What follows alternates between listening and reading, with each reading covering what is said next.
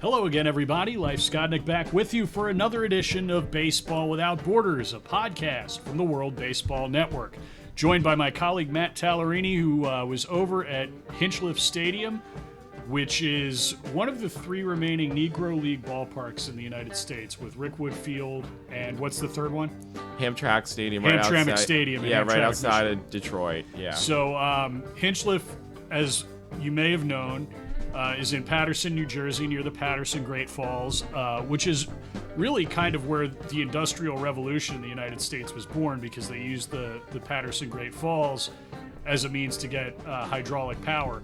But Hinchliffe Stadium, this old football stadium that for years had been disused, I think it had been basically standing derelict for about 20 years, has now been renovated and refinished for about $90 million, and the New Jersey Jackals are going to play their home season in the Frontier League there this year.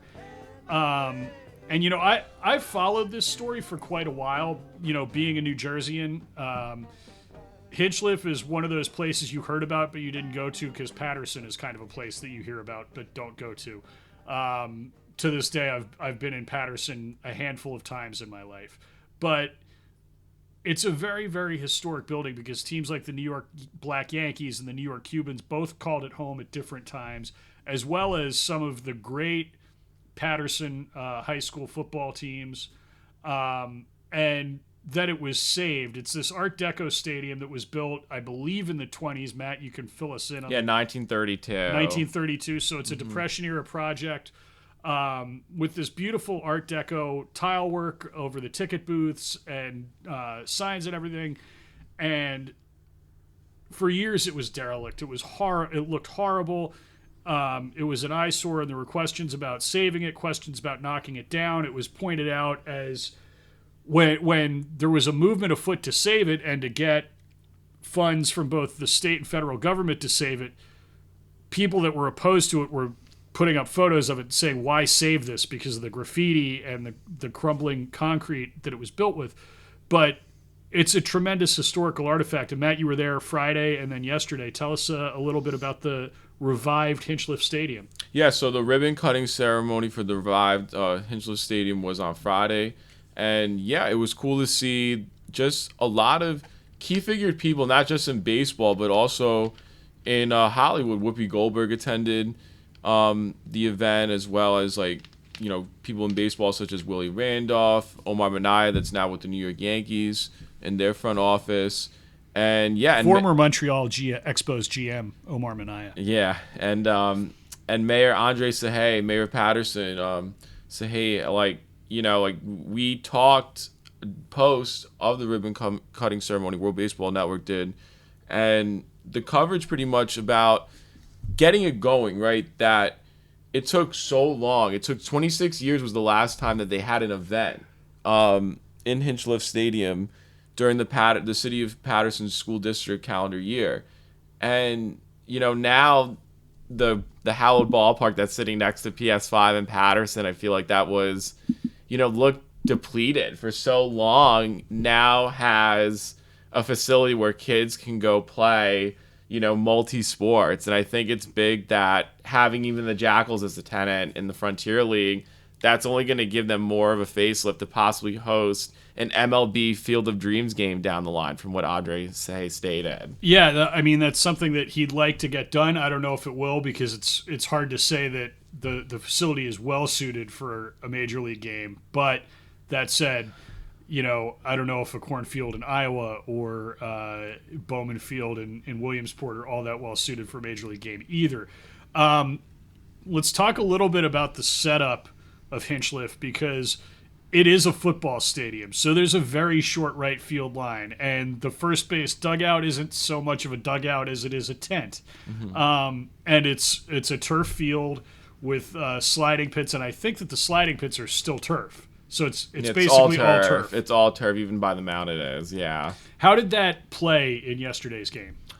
Pretty much the wind was blowing out to left field, and you just saw balls even like fly out of the stadium in right center field, like certain home runs. And I mean, it was just like, all right, well, if someone got a hold of one on the sweet spot, it would just kept carrying. Like that was the type of atmosphere it was out there for the first game of Hinchliffe in quite some time. Then home plate was originally set by where it near the first base dugout from the old configurations of Hinchliffe Stadium. So now this is like a different transformation layout of how they had to put the baseball field and everything else, and what they're going to use for other multi-sport New Jersey State High School Championship events. Yeah, it'll be interesting to see going forward how they set it up for different events. But okay, so the Yankees, good weekend for them against the Cincinnati Reds.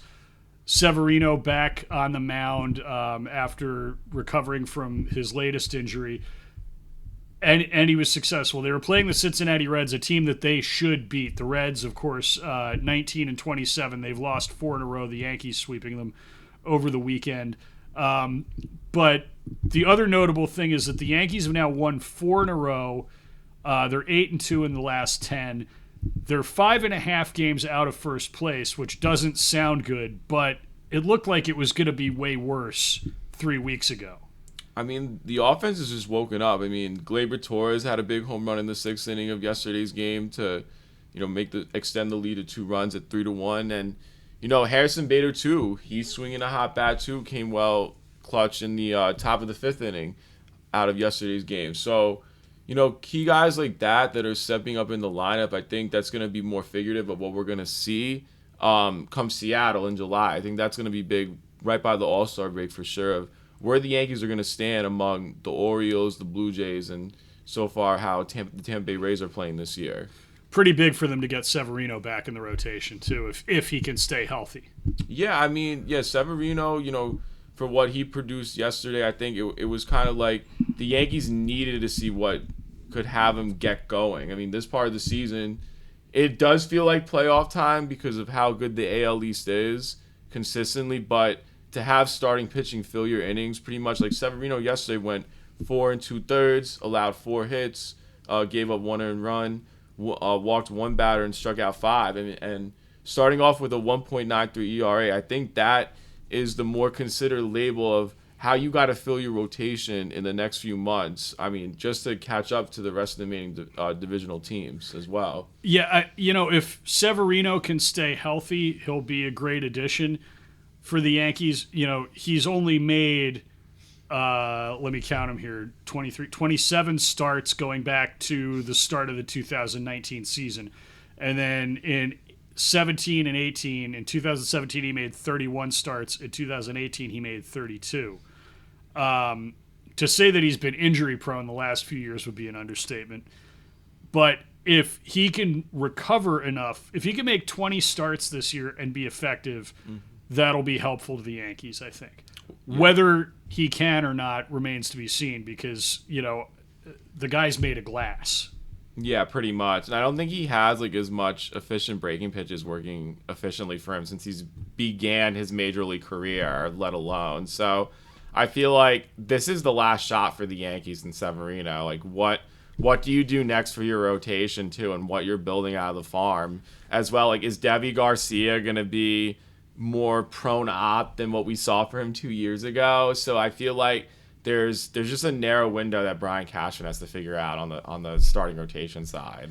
Elsewhere in the AL East, the Orioles swept the Blue Jays 3 games, and the Orioles are not terrible.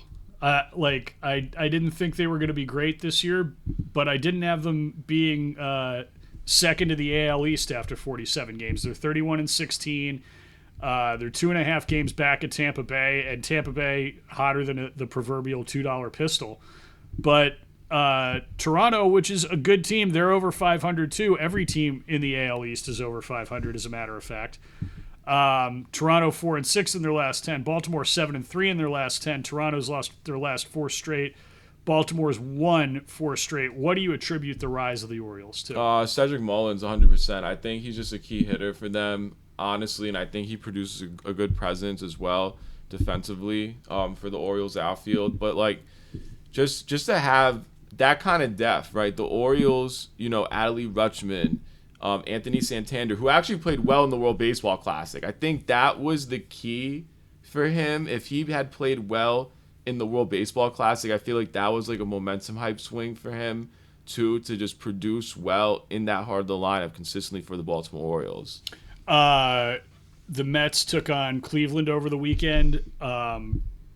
Interesting game. They've won 5 in a row now, so they swept Cleveland. But interesting note from yesterday's doubleheader, because Saturday's game was rained out. The Mets started Max Scherzer in the first game, Justin Verlander in the second game, which means that they started 2 previous Cy Young Award winners in each end of a doubleheader. Can you name the last team to do that?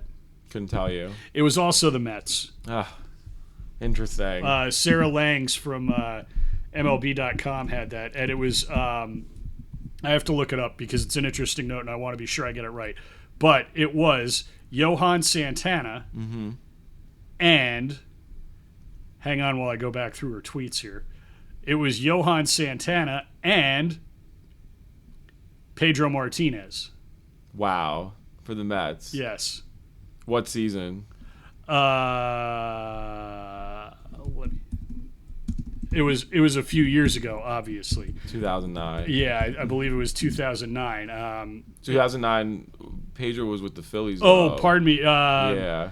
Yeah. Anyway, I'm gonna have to research that a little bit better because I should have been paying attention when she tweeted it, and then written it down for the show instead of trying to recall it. The surface. Trying to surface it now, but it is in there. I'm looking for it. Anyway, Caribbean series.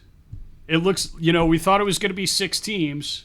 Now it's going to be 8 possibly. It looks like Panama and Colombia are back in because they realize how big a deal this is. I think too, like Juan Puello, like I feel like he wants to give this more of a facelift. That if you have 8 teams coming to the Caribbean series, and they're excluding Cuba 100%, and like of what happened in Venezuela, some of their games, I think 2 of their games, they were minimal by 2 to 3 runs, if I'm correct. Curacao got 1 win out of the last Caribbean series, so this is their second time going into the Caribbean series, but first year with their reevaluated professional league. That I just think that you need to have 2 stadiums now. If this is the case, they're gonna go with inviting Panama and Colombia. Does Hard Rock Stadium suit for baseball again? I don't think they can set up Hard Rock Stadium for baseball now. I think that the stands are probably permanently fixed now. Right. So, like, how does that look into terms of what, if they're going to add 8 teams, they have to have certain, and they have 3 games a day, they're going to have certain teams. Well, I think that you don't have to go too them. far. You could go over to Coral Gables and Alex Rodriguez Park, the home of the University of Miami Hurricanes, seats 5,000. So maybe you have 1 game over there per day, and you have the other 2 at Lone Depot Park. Yeah, or 2 and 2. I couldn't imagine, or 2 and 2 potentially, right? Same way they did in Venezuela this past year. I just don't think that you could do 4 games at Lone Depot Park, but the question is, you're not clearing the stadium between, so it would have to be a single admission quadruple header probably, or you could do a split admission, 2 sessions. But if you have 2 venues, I think it just makes a lot more sense. And every team plays half their games at one and half the games at the other. Although, given that it's going to be in Miami, the attendance is going to be crazy.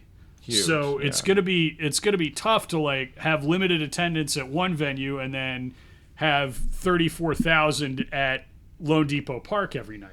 Yeah, the thing is that, Miami is going to be, for the first time in the Caribbean series, that they're going to have more teams switch off as the home team plays at night. Or for other past Caribbean series events, Venezuela played at night. There was like 1 afternoon game in the last Caribbean series, and then the previous other Caribbean Series, with 6 to 4 teams, 4 nations representing out of their club league circuits, it was always the home nation team being the home night team. So you're going to have that universal feel in Miami with all different markets. Does the Curacao market really turn out in Miami? That's another, figurative alignment that would be interesting for this tournament.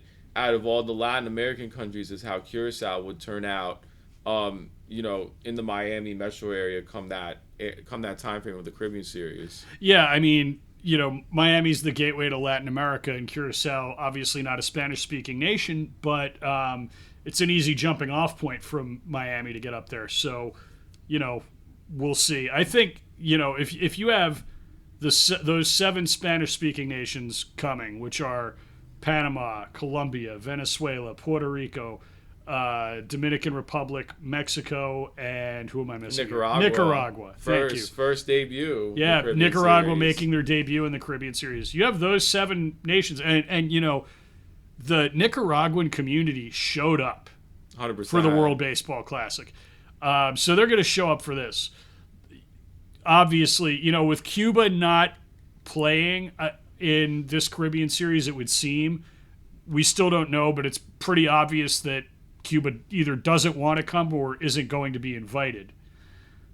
I think that isn't going to make a dent in the attendance either way. I mean, would it be higher if Cuba played? Yes. But I think that the atmosphere would be different when Cuba plays, because as we saw, the game between the United States and Cuba that was played in Miami had a very palpably different atmosphere than every other game during the World Baseball Classic down there. And I think that the organizing committee and the CBPC were there and know that, and they don't want that atmosphere to cloud their event. Yeah, and also the owners of all the other Winter League teams in the other respectable countries. So I mean, it's a both side to see of what they want to give the Caribbean Series in Miami. This is the first time that this tournament is even in a Major League Baseball stadium venue itself. So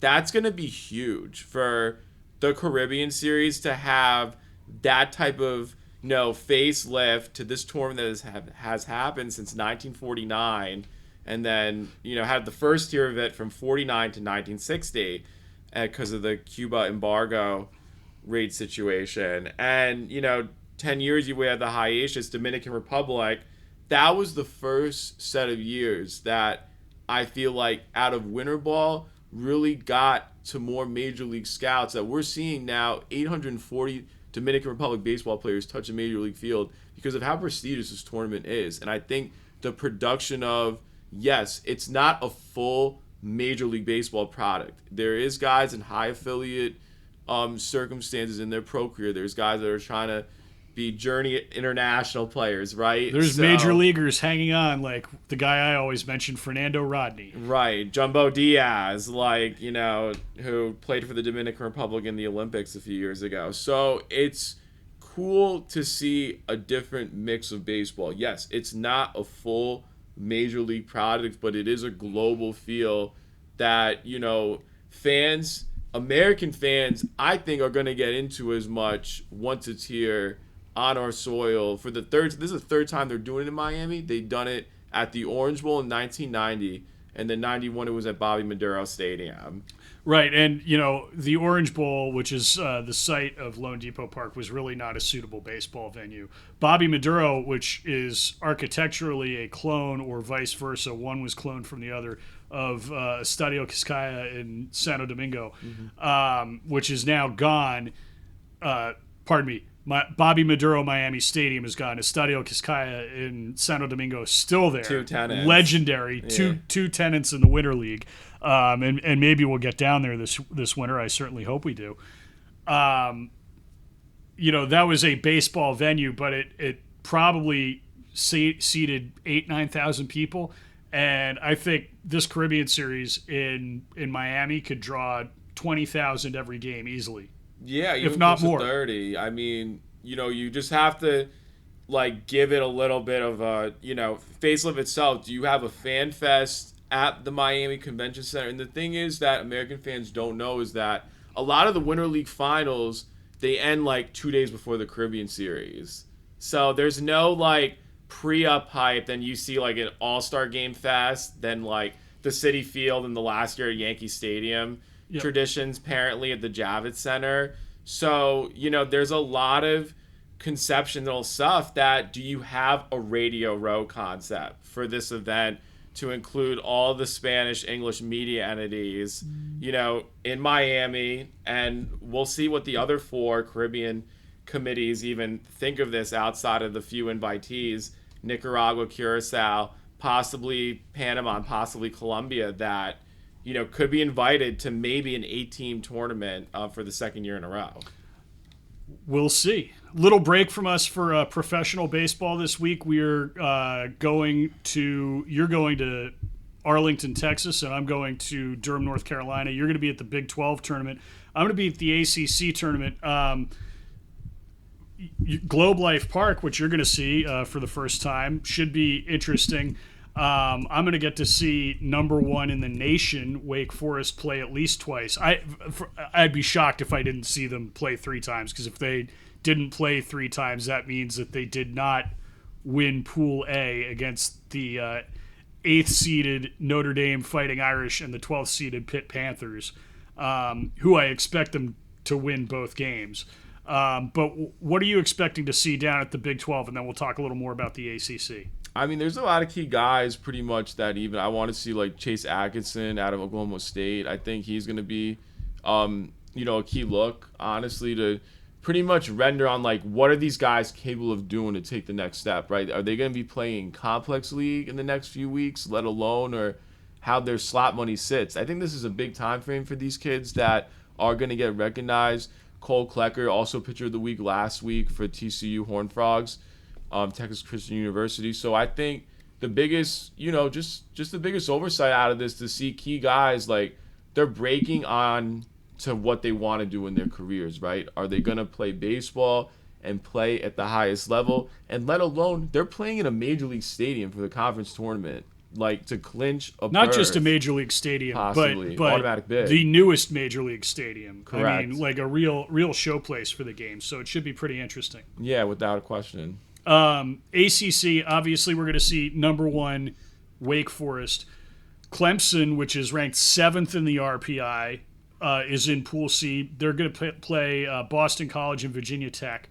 Miami, which is the 4 seed in the tournament, is, and I have to scroll down, they're 18th in the RPI. So, they're, and Virginia as well. So, Virginia, Clemson, Miami, and Wake Forest, obviously the top picks out of the ACC. Wake Forest 45-9 overall. They're 22-7 in conference play, looking pretty unstoppable. But Virginia 44-11, not far behind. They were able to win the Coastal Division in the ACC. Clemson, they're going to be playing. So Virginia's going to be playing North Carolina and Georgia Tech. Clemson will play Boston College and Virginia Tech. Miami will play Duke and NC State. And so the way it works is that there's 4 pools. The winner of each pool advances to the semifinals on Saturday. The winners of the semifinal advance to the final on Sunday. Correct. And, the other thing is that I'm excited to go back to Durham, which is a city I haven't visited in quite a while.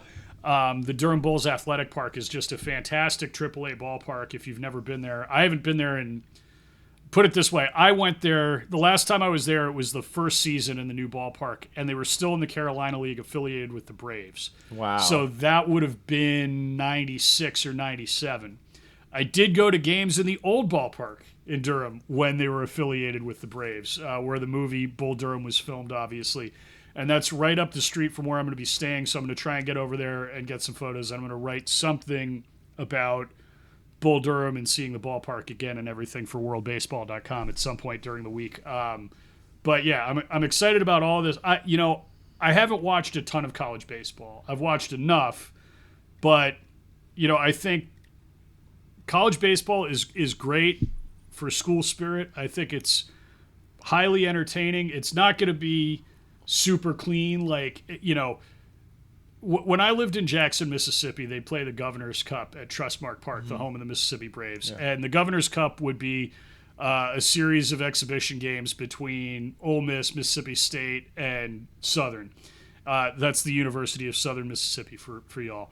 And, it was funny because the stadium would be packed for the Governor's Cup games, and you'd hear people say things like, these guys played better than the Mississippi Braves. And it's like, nah, pump the brakes. None of these guys could be called up to the major leagues tomorrow. In certain mechanic form, they can't, but...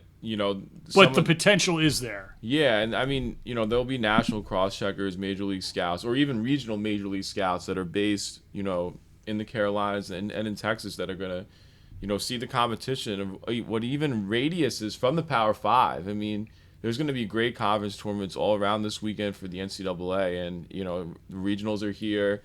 All the other levels have regionals, too, this past weekend, so... I think it's cool that this time of year you get to see the mix of, even the peak of minor league baseball for sure. I think it's the same certain conception that it has that news media abundance too with where college baseball is. And hopefully World Baseball Network can get a chance to go to the College World Series in a few weeks. So that'll be neat to see where these guys are going to get raised throughout MLB draft capital. The other big conference tournaments going on this weekend, the SEC is in Birmingham, Alabama. The Pac-12 is in Scottsdale, Arizona. And the Big Ten is in Omaha, Nebraska. Wow. So, Omaha... the minor league stadium. Yeah. The Big Ten teams are going to get a preview of where they would be playing for the College World Series. All right, so let's revisit that trivia question. Sarah Langs on Twitter, Max Scherzer and Justin Verlander made the Mets the first team to start pitchers who have each won 3 or more Cy Young awards in both ends of a doubleheader. The only team to start pitchers who had won even 2 or more Cy Youngs in a doubleheader. Also the Mets, September 7th, 2008, Pedro Martinez and Johan Santana. And it's kind of hard to believe that Johan Santana was pitching for the Mets 15 years ago. It feels like it was yesterday, but, I'm also getting older by the day, so... Yeah. I mean, Johan Santana, he was a competitor, so, I remember he was always the pitcher to, watch whenever you turn the TV on. I mean, he had those careers in Minnesota that were, astronomically great. So, I mean, is he cusp with some alignments? I mean, he was good, but... I think Felix Hernandez is honestly one of the best pitchers to come out of Venezuela for sure, to be honest. Yeah, absolutely. So we will try and do another one of these on Thursday, remote from various press boxes around college baseball.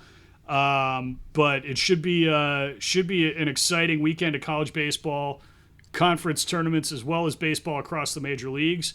He's Matt Tallerini. I'm Leif Skodnick. You can check out all our written journalism at www.worldbaseball.com. Follow us on Twitter, on Instagram, on Facebook, and on the World Wide Web. And until next time, Matty, what do we say? Smoke them inside. That's right.